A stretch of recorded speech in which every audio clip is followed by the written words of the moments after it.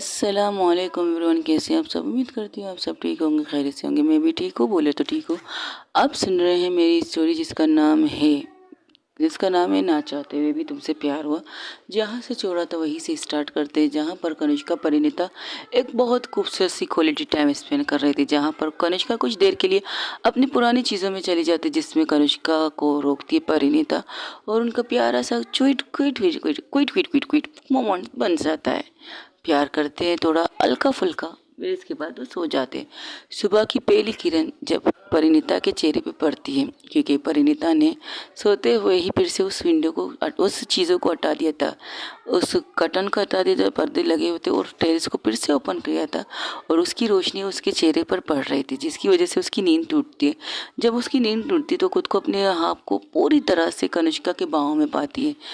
वो बाहें जो उसके लिए खूबसूरत सा एहसास थी, वो बाहें जो उसकी हिफाजत की जगह थी, जहाँ खुद को वो पूरी तरह से महफूज समझती, वो बाहें। हाँ, कनिष्का बहुत स्ट्रॉन्ग लड़की थी। कनिष्का की बॉडी से लेकर उसकी हर चीज़ खूबसूरत से खूबसूरत थी, लेकिन कनिष्का जिस तरह से परिणीता को संभालती है वो बात ही कुछ और थी। तो कनिष्का, जब परिणीता उठती है तो कनिष्का के गालों पर प्यार से किस करती है। कनिष्का कहती है, क्या हुआ सुबह सवेरे इतना प्यार, आप जाग रही हो? मैं तो कब की जाग चुकी हूँ, तुम्हारे इंतज़ार कर रही थी, तो आप मुझे उठा देती। मेरी प्यारी सी वाइफी इस कदर प्यार से मेरे ऊपर सो रही थी, और इतनी प्यार से खूबसूरत सी चेहरे पर एक खूबसूरत सी स्माइल थी, तो मैं कैसे डिस्टर्ब करती। क्या देख रही थी सपने में? कुछ नहीं, कुछ अच्छी चीज़ें देख रही थी। अच्छी अच्छी बोले तो कुछ भी नहीं। चलो उठो, घर चलते नाश्ता करते। ठीक है। तुम पक्का श्योर हो ना कि तुम्हें यहाँ पर अपने बुटीक खोलना है? यहीं पर खोलना है, तो ठीक है, चलो चलते हैं।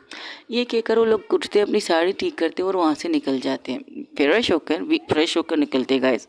वहाँ वॉशरूम है, वहाँ जाते फ्रेश होकर, वहाँ से घर की तरफ निकल आते। घर पे जैसे ही पहुँचते वहाँ पर उसकी मम्मा सिर्फ जाग रही थी। तो परिणीता भाग के अपनी सांस को हक करके कहती, थैंक यू सो मच। अरे मुझे क्यों थैंक यू कह रही हो? ये थैंक यू तो तुम्हें कनिष्का से कहनी चाहिए, मुझसे नहीं बेटा। नहीं, आपसे कहूँगी। क्यों नहीं कहूँगी? क्योंकि आपकी वजह से तो ये सब कुछ हुआ है। अगर आप इसे पैदा नहीं करती तो मुझे इतनी प्यारी सी परी कनिष्का कहाँ से मिलती। हाँ भाई, ये भी ठीक है।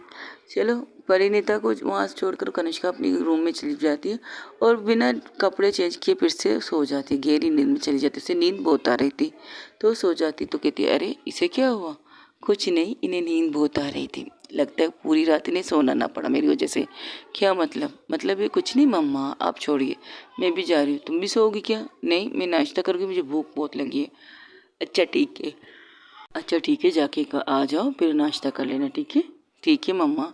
ये कहकर वो वॉशरूम रूम में आती, रूम में देखती बाकी कनिष्का सो चुकी थी। आज तो संडे थी, तो इसी तरह वो वॉशरूम जाती, फ्रेश होती, नाश्ते के लिए आ जाती, वहाँ पर नाश्ता करती है। कुछ देर इस तरह बातें करते हैं। इसी तरह करते करते लंच का टाइम, लंच डिनर ये सब कुछ होता रहता है, और लाइफ फिर से स्टार्ट हो जाती है। आज संडे के ख़त्म होता है, संडे के बाद आता है अपने रूटीन लाइफ आती है। जहाँ रूटीन लाइफ होती है, कनिष्का अपने ऑफिस में, परिणीता अपने कॉलेज में टाइम देने लगती है, और अब उसका टाइम और ज़्यादा बढ़ने लगता है, और ज़्यादा वो मेहनत करने लगती है। इस तरह करते करते तकरीबन 1 साल हो चुके थे इस चीज़ को। बीच में उनकी एनिवर्सरी आई थी, तो परिणीता ने कहा था जब तक वो पूरी तरह से डिज़ाइनर नहीं बनेगी तब तक वो नॉर्मल शादी की सालगिरह मनाएंगे, इससे ज़्यादा कोई चीज़ नहीं करेंगे। हाँ, शादी की सालगिरह ऐसी होती, फैमिली मेम्बर होते, सब लोग आते, बर्थडे विश करते, अपनी अपनी छोटी मोटी सी नोकझोंक, छोटी मोटी सी पार्टियाँ होती रहती थी। इस तरह से उनकी लाइफ इसी तरह चल रही थी। हंसी मजाक, हंसना रोना जीतना सब कुछ होता रहता है। बिजनेस में उतार चढ़ाव आता है कनिष्का के, परिणीता के भी लाइफ में, कॉलेज में कुछ उतार चढ़ाव आते हैं, जिन्हें वो लोग खुद से कंट्रोल करते हैं। उसमें कनिष्का दखल नहीं देती। कनिष्का को पता था वो किसी चीज़ में दखल नहीं दे सकती, खास करके परिणीता की चीज़ों में वो किसी चीज़ में भी दखल नहीं देती।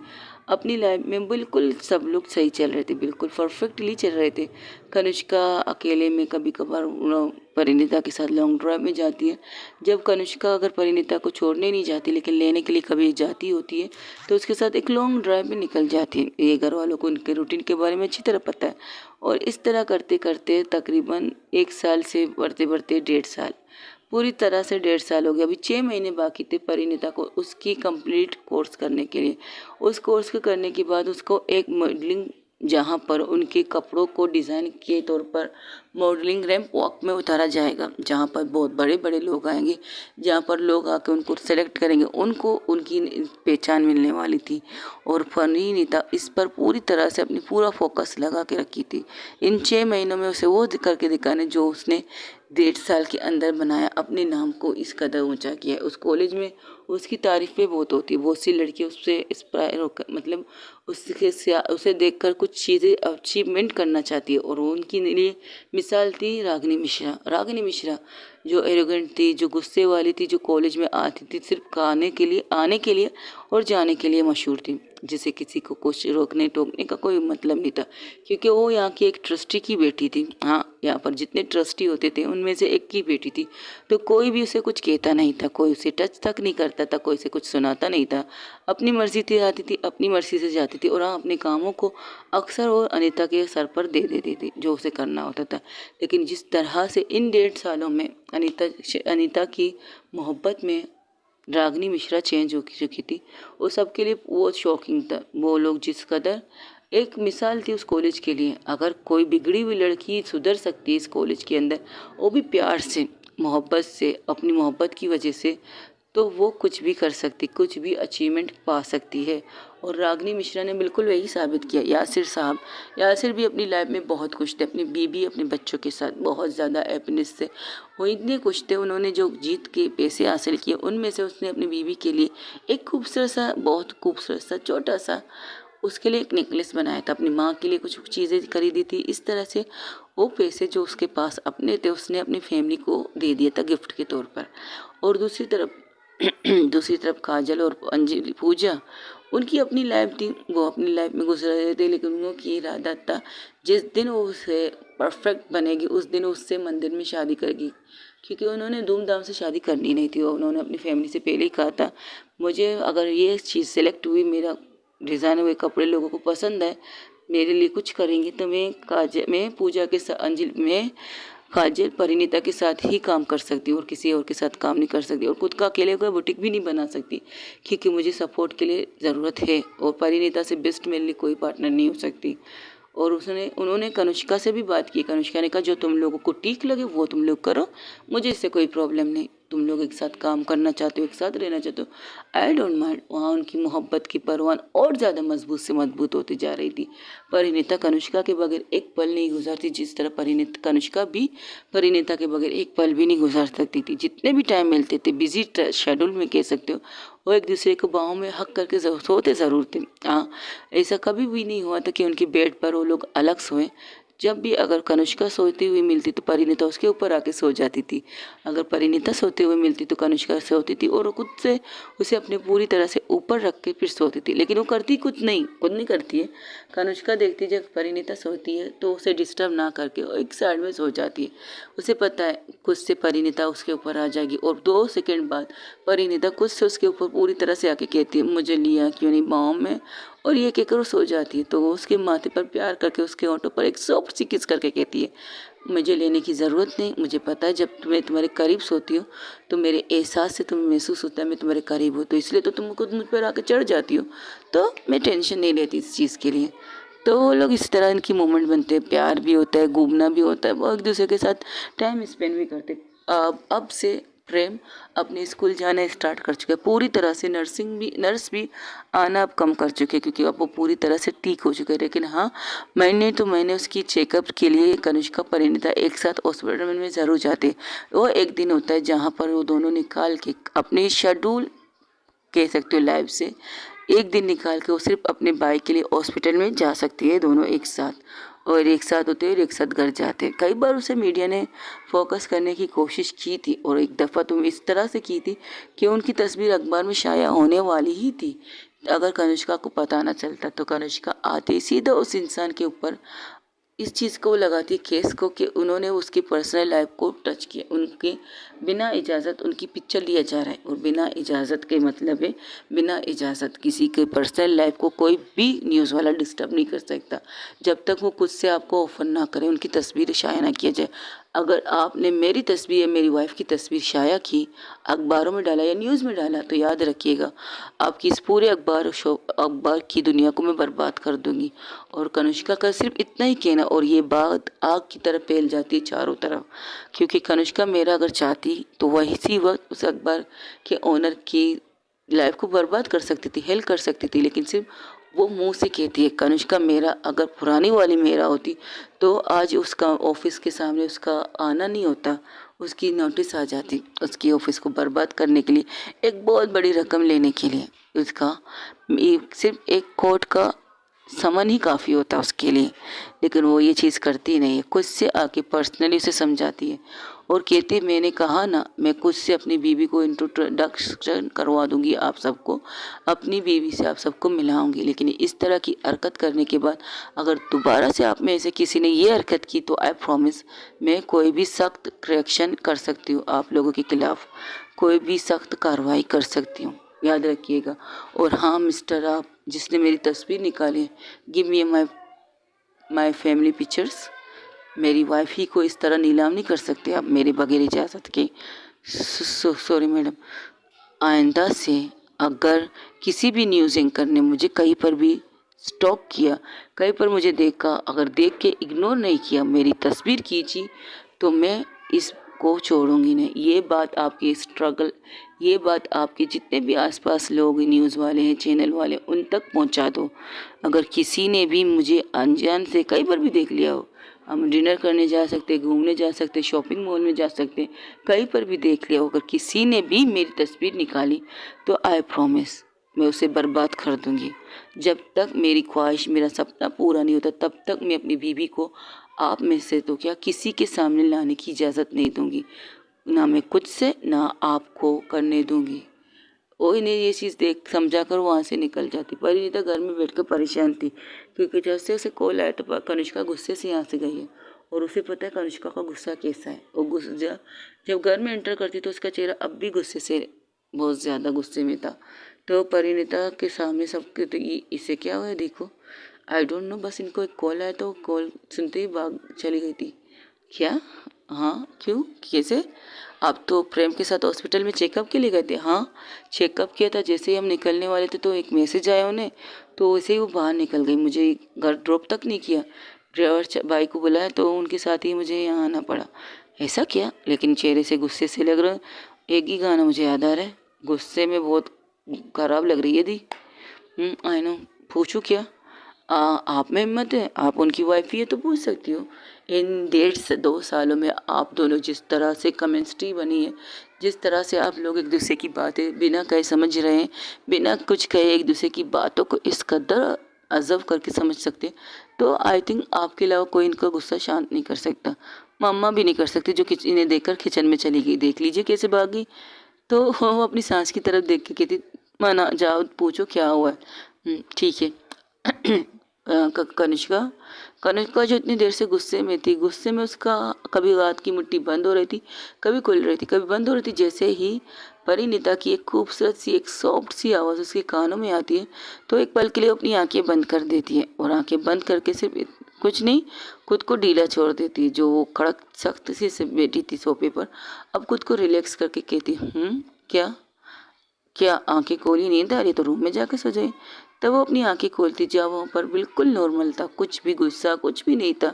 तो अंजलि कहती, क्या बात है, सिर्फ आवाज़ से इनकी ये कंडीशन हो जाती है, क्या बात है।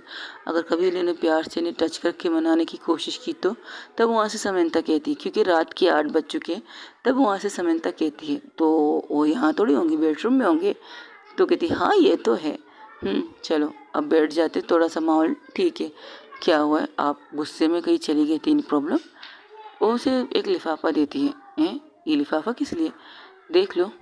तो वो लिफाफा खोलती, तो ये तो आज की तस्वीर है, आपने हमारी तस्वीर खींची है, सीरियसली इस तरह की तस्वीर मैं खींचूंगी तुम्हारे साथ, इस तरह हॉस्पिटल में, और भी इस तरह डाउन हुई, जिसमें सिर्फ मेरा नहीं, आप तुम्हारा चेहरा बिल्कुल जूम करके लिया गया है। क्या मतलब इस बात का? मतलब ये वहाँ पर किसी न्यूज़ चैनल का एक बेचारा रिपोर्टर था, वहाँ पर उसने मुझे देखा, मुझे फॉलो करते करते मेरे उस जगह पर पहुँची जहाँ तुम थी, और वहाँ पर मैं तुम्हारे भाई के साथ था, तो वहाँ पर कुछ पूछताछ करने के बाद उसे कंफर्म हुआ कि यहाँ पर कनिष्का मेरा अपनी वाइफ और अपने साले के साथ आई है उसके चेकअप के लिए। तो फिर क्या था, उसके पास तो मौका था अपने चैनल को नंबर 1 बनाने का।